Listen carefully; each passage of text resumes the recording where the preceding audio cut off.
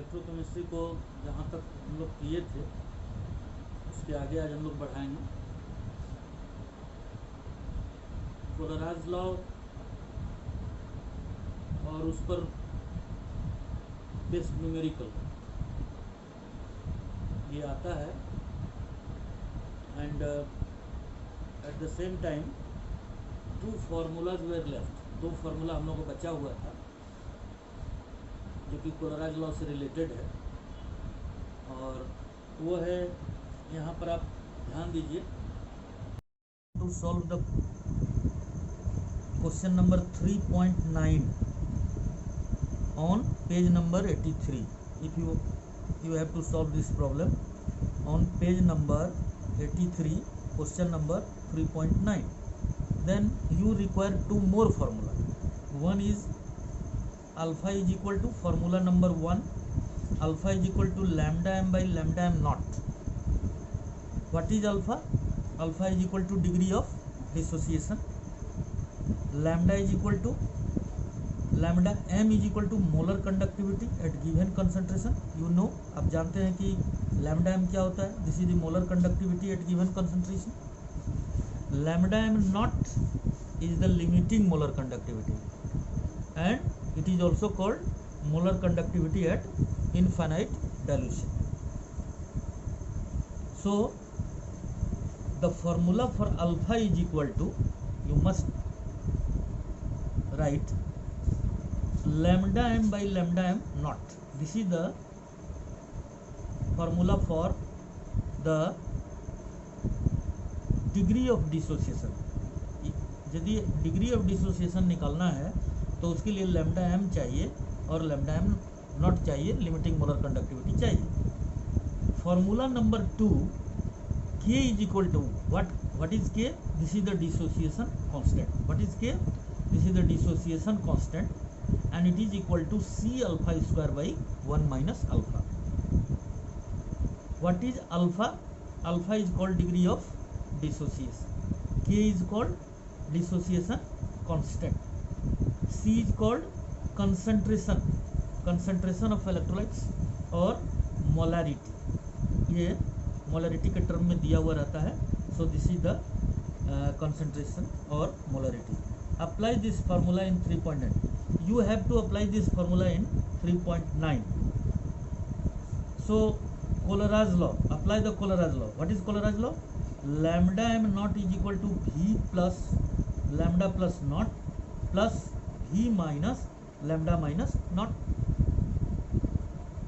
Okay, this is the Kohlraj's law which we will apply in this numerical. So please turn over the page. Now what happens that lambda m not HCl is to find out. The lambda m HCl is equal to lambda H plus naught plus lambda Cl minus naught. So limiting molar conductivity is equal to sum of the conductivity of cation and anion. So the value is given 349.6 plus 54.6 and it is equal to 404.2 Simon cm square mole inverse. Now once you have got the value of this lambda m naught, so alpha will be become what? Alpha का value क्या हो जाएगा? Alpha का value हो जाएगा जो given lambda m था, मतलब लैम्डा m गिवन 46.1 ये क्वेश्चन में दिया है और 404.2 जो कि अभी हम लोग निकाले हैं। तो अल्फा इज इक्वल टू क्या होता है? अल्फा इज इक्वल टू होता है lambda m by lambda m not. तो लैम्डा m कितना दिया है? 46.1। लैम्डा m नॉट कितना निकाले हम लोग? 404.2। दोनों को डिवाइड करेंगे तो कितना आएगा? ये आप डिवाइड करके देखिएगा, ये आएगा 0.114। ये आपका अल्फा निकल गया। Now put this value in the k, value of k, this is equal to C alpha square by 1 minus alpha. What is C? It is given 0.025 m. 0.025 m means what? 0.025 moles per liter. This is the molarity. And what is the value of alpha? This is equal to 0.114 square minus divided by 1 minus 0.144. इसको solve करेंगे तो ये आ जाएगा 3.67 into 10⁻⁴ moles per litre, और ये आपका answer हो जाएगा। मतलब आपका दो आंसर होगा, एक आंसर यहाँ निकला, किसका वैल्यू निकला, अल्फा का निकला, और दूसरा आंसर यहाँ निकला जो कि के का वैल्यू निकला। तो इस तरह से हम, ये बहुत ही इंपॉर्टेंट न्यूमेरिकल था इसलिए हम बनाए। अब एक और न्यूमेरिकल देखो, ये आता है एग्जाम्पल 3.0, ये ऑलरेडी वर्कड आउट क्वेश्चन है, खाली हम एक्सप्लेन कर रहे हैं। तो एग्जाम्पल 3.0 वर्कड आउट ऑलरेडी आप सॉल्व है, पेज नंबर 82 आप देखिए, उसमें ये बनाया हुआ है ये क्वेश्चन, हमने इसको सिर्फ सॉल्व कर दिया है, वही है। समटाइम्स व्हाट हैपन कि lambda M is not given in your question, आपके क्वेश्चन में लैम्डा एम नहीं दिया रहता है, वो निकालना पड़ता है। बच्चे समझते हैं कि लैम्डा एम नहीं दिया है, वो कप्पा दिया हुआ है, कप्पा का यूनिट से पकड़िए, kappa is equal to, kappa का जो यूनिट है उससे वो कप्पा इंटू 1000 बाई मोलरिटी। तो लैम्डा एम क्या होता है, lambda M is equal to kappa into 1000 by molarity. तो ये जो 4.95 इंटू 10⁻⁵ दिया हुआ है, ये एक्चुअल में कप्पा है, और कप्पा को 1000 से गुना करके मोलरिटी से डिवाइड करेंगे तो क्या निकलेगा, lambda M naught, I am sorry, lambda M निकलेगा। Lambda M, what is lambda M, lambda M is the molar conductivity at given concentration. Given concentration पर कितना निकला, 48.15 साइमन cm² मोल इनवर्स। और लिमिटिंग मोलर कंडक्टिविटी उस numerical में क्या था, उस न्यूमेरिकल में था कि लिमिटिंग मोलर कंडक्टिविटी जोड़ के निकाले थे, यहाँ ऑलरेडी दिया हुआ है लिमिटिंग मोलर कंडक्टिविटी। तो ये हो गया alpha is equal to lambda M by lambda M naught, यानी 48.15 डिवाइडेड बाई 390.5, ये आ जाएगा 0.1233 हो गया। तो एक आंसर आपका यहाँ पर निकल गया, ये आंसर है। दूसरा आंसर लाते हैं, दूसरा आंसर क्या है, के का वैल्यू क्या होता है, what is the formula for K, this is equal to C alpha square by 1 minus alpha. What is the value of C? It is already given in your question, that is 0.001028 into 0.1233 whole square divided by 1 minus 0.1233 moles per litre. अब ये जो solve करके आया इसका value solve करना है, जो आता है वो मोल्स पर, वो भी आंसर आपका निकल गया। तो यहाँ भी एक आंसर हो गया, दो आंसर हो गया, इसको निकाल लीजिए, ये answer already worked out question है, बनाया हुआ है किताब में। तो इस तरह से ये सब न्यूमेरिकल सॉल्व करना है। दूसरा चीज़ पर आते हैं, हम लोग को एक इम्पॉर्टेंट चीज़ पढ़ना है इसके आगे, Faraday's law of electrolysis. Faraday's law of electrolysis, there are 2 Faraday's law of electrolysis. Faraday का 2 लॉ है, दोनों को हम लोग को पढ़ना है। पहला है फर्स्ट लॉ। फर्स्ट लॉ क्या है, what is the first law of फ्राडे? तो ये फिजिक्स में भी पढ़ना है, या पढ़े होंगे 11th में, कि फ्राडेज फर्स्ट लॉ क्या है। फ्राडेज फर्स्ट लॉ है कि the amount of substance dissolve और deposited, already written, amount of substance dissolve और deposited during the process of electrolysis is directly proportional to the quantity of charge. मतलब जो चीज़ जमा होगा इलेक्ट्रोड पर, जो चीज़ जमा होगा, जो सब्सटेंस जमा होगा, वो डायरेक्टली प्रोपोर्शनल होता है क्वांटिटी ऑफ चार्ज का। W किसको बोलते हैं, W क्या है, W is the amount of substance, जितना जमा होगा उसको W बोलते हैं। Q क्या है, Q इज चार्ज है, तो W is directly proportional to क्या होगा, W is directly proportional to Q, वहाँ पर लिखा हुआ है W amount of substance deposited, Q क्या है, चार्ज है, तो Q is the quantity of charge. और आप लोग फिजिक्स में भी पढ़े होंगे, Q इज इक्वल टू होता है I इंटू टी। Q क्या है, चार्ज इन कूलम, I क्या है, करंट इन एम्पियर, T क्या है, टाइम इन सेकंड। तो if you remove this then you have to put a proportionality. यदि हम प्रोपोर्शनलिटी को हटाते हैं तो क्या करते हैं, एक कांस्टेंट देना पड़ता है, तो ये कांस्टेंट की जगह पर हो गया Z, तो W is equal to ZIT। Z क्या है, Z is the called the electrochemical equivalent, Z is called the electrochemical equivalent which is a constant. ये ऑलरेडी कांस्टेंट है जिसको बोलते हैं इलेक्ट्रोकेमिकल इक्विवेलेंट। ये Z का वैल्यू हम कैसे निकालेंगे, तो Z का वैल्यू बहुत आसानी से निकल जाएगा कि यदि 1 एम्पियर करंट 1 सेकंड के लिए पास करते हैं, if 1 ampere current is pass for 1 second, यदि 1 एम्पियर करंट 1 सेकंड के लिए पास करते हैं तो ये क्या हो जाएगा, I into T is equal to कितना हो जाएगा, I into T is equal to कितना हो जाएगा, 1 इंटू 1 इज इक्वल टू 1, यानी कि W इज इक्वल टू क्या हो गया, Z हो गया। तो W कब Z होगा, जबकि 1 एम्पियर करंट 1 सेकंड के लिए पास करते हैं, यानी कि W is equal to Z। और एक्वस मीडियम में जनरली Z का वैल्यू 1 होता है। तो क्या होता है कि ये जो इक्वेशन आया, then W is equal to ZIT के जगह पर इक्वेशन हो जाएगा W is equal to I into T और Q is equal to I into T. कब, when Z is equal to 1, when Z is equal to 1 then W is equal to I into T or this is equal to Q. Now what is second law? Second law of Faraday, if same quantity of electricity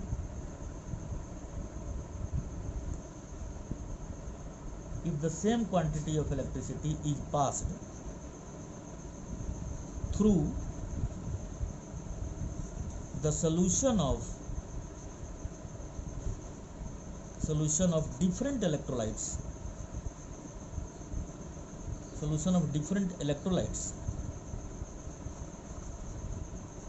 then the amount of substance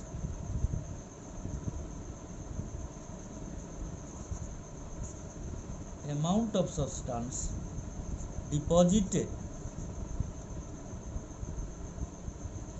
is directly proportional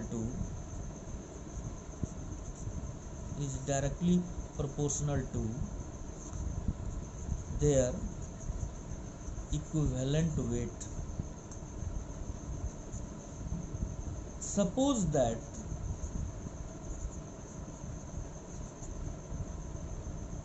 ये दूसरा law हो गया। Suppose that कि same quantity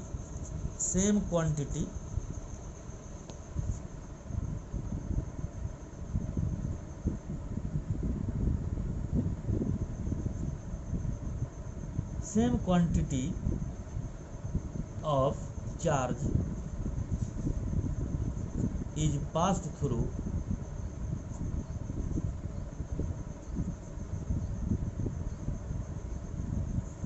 two electrolytic solution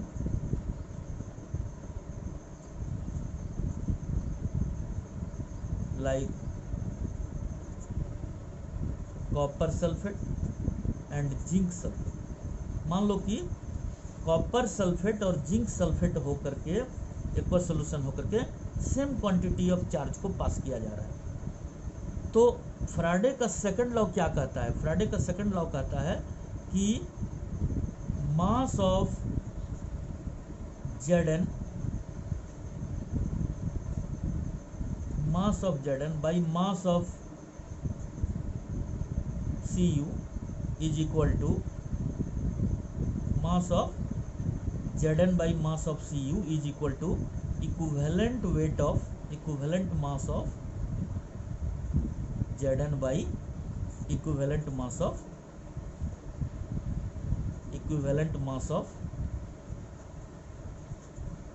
Cu। यानी कि zinc का जितना mass जमा होगा, mass of Zn, ratio of mass of Zn by ratio of mass of Cu is equal to equivalent mass of Zn and divided by the equivalent mass of copper. यानी कि ये किसी भी solution में मान लो 3, 4, 5 जितना सॉल्यूशन होकर के पास करेगा, तो उसका यदि हम रेशियो लेते हैं, जैसे जिंक और कॉपर सल्फेट का solution same quantity of charge को पास करते हैं, तो जिंक का जितना मास जमा होगा और कॉपर का जितना मास जमा होगा उसका रेशियो लेते हैं, तो that is the equal to the ratio of the equivalent mass of zinc to the equivalent mass of the copper.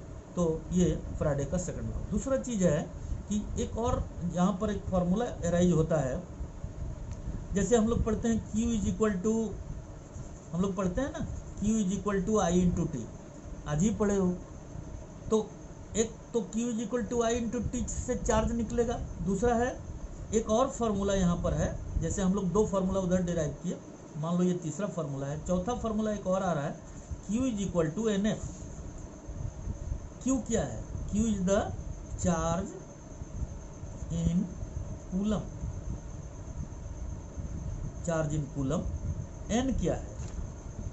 N is the number of electrons involve and F is the Faraday constant,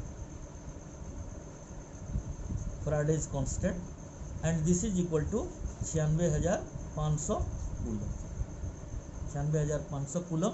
this is Faraday constant। तो मान लो कि Q is equal to NF, how will you apply this formula? Q is equal to NF. If you have to deposit 23 gram of sodium, जैसे मान लो sodium, इसका हम ये एक electron लेगा तो ये चला जाएगा सोडियम में। तो सोडियम का कितना एटॉमिक वेट होता है? एटॉमिक वेट कितना होता है? This is equal to 23।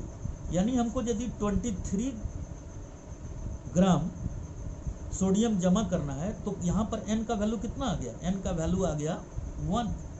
तो Q कितना निकला? Q निकला 1 into F, this is equal to F. F means कितना? 96,500 कूलम। इसका मतलब ये हो गया कि if we have to deposit, we have to deposit, यदि हमको 23 ग्राम ऑफ सोडियम, देन कितना चार्ज रिक्वायर होगा? Charge required is equal to 1 faraday. मतलब 1 लिखा नहीं जाता है, एफ, या लिख भी सकते हैं कि 1 फराडे का हमको ज़रूरत है। हमको this is equal to 96,500 coulomb, यदि आपको 23 ग्राम जमा करना है। इसी तरह से calcium takes 2 electron to convert into the calcium. Calcium का कितना होता है atomic mass? Atomic mass is equal to 40, यानी 40 gram calcium for 40 gram calcium we need कितना कूलम? 40 ग्राम कैल्शियम के लिए कितना कूलम चाहिए? Q is equal to NF, यानी कि Q is equal to 2 into F, यानी ये हो गया हमको 2 फराडे चाहिए। कितना ग्राम के लिए? 40 ग्राम के लिए। तो इस तरह से बहुत सारा न्यूमेरिकल बुक में दिया है कि एक्सरसाइज में कि आपको सॉल्व करना है कि कितना ग्राम जमा करना है। For take you example like this one is the book and you have to solve like this type of the question. 3.12 what 3.12 tells that 1 mole of Al3 plus से Al बनाना है, तो Al3 plus 2 3 electron, this is converted into Al। तो Al में जो convert होता है तो इसके लिए हमको 3 इलेक्ट्रॉन चाहिए, यानी कि how much charge is required? कितना चार्ज रिक्वायर किया? This is equal to 3f। उसी तरह से कॉपर 2 प्लस से copper 1 mole MnO4 minus 2 Mn2 plus. ये सब क्वेश्चन आप लोगों को बनाना है, और ये जो किताब में दिया हुआ है क्वेश्चन नंबर 3.11, 3.12, 3.13, 3.14 और 3.15। तो अब हमको फोकस कर, ये सब क्वेश्चन आपको किताब से बनाना है, और जो भी क्वेश्चन हमने वर्कआउट क्वेश्चन दिया है ऑलरेडी, आपको जो सॉल्व क्वेश्चन करवाए हैं, तो ये सब यदि आप बनाएंगे तो ये क्वेश्चन कोई बड़ी चीज़ नहीं है। और आपके पास किताब है ही, ऑलरेडी आंसर भी दिया हुआ है। जिन बच्चों के पास साइड बुक है ऑलरेडी ये सब क्वेश्चन जैसे जैसे हम पढ़ाए, आप लोग घर में हैं, बहुत अच्छा से ये सब एक एक करके, अभी टाइम है, आप चाहें तो सारा क्वेश्चन आराम से बना सकते हैं, कोई ऐसा प्रॉब्लम नहीं है। और हड़बड़ा के नहीं, जितना भी क्वेश्चन दिए हैं वो 3.1 3.12 या जो भी ये लेकर के बनाएं और बहुत अच्छा से सॉल्व करें। और नेक्स्ट क्लास में ये इससे रिलेटेड जो भी और कुछ कमी होगी उसको ठीक करते हुए हम आगे बढ़ाएंगे। Thank you very much.